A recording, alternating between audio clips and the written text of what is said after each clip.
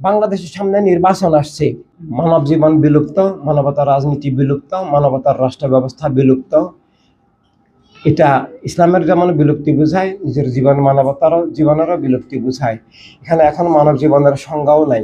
সংজ্ঞা যেটা আছে এটা বস্তুবাদী সংজ্ঞা, বস্তুবাদী জাতীয়তাবাদী সংজ্ঞা। সেখান থেকে আমাদেরকে সবাইকে উদ্ধার রক্ষা করতে হবে।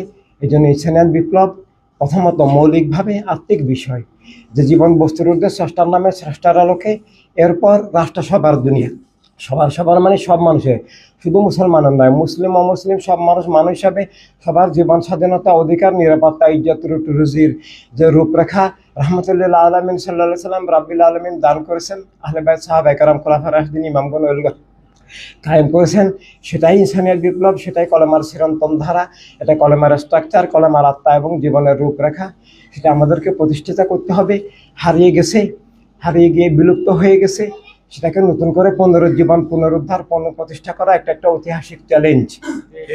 আমাদেরকে এই মেন্টালিটি নিয়ে আসতে হবে যে পথ নাই, আমাদেরকে পথ তৈরি করতে হবে। তৈরি করা পথে হাঁটা সোজা, কিন্তু বাধার মধ্যে, প্রতিকূলতার মধ্যে পথ নির্মাণ করাই ঐতিহাসিক চ্যালেঞ্জ, জীবনের আসল চ্যালেঞ্জ। সেই চ্যালেঞ্জ নিয়ে আমাদেরকে এখন ইসলামী বিপ্লব তৈরি করতে হবে।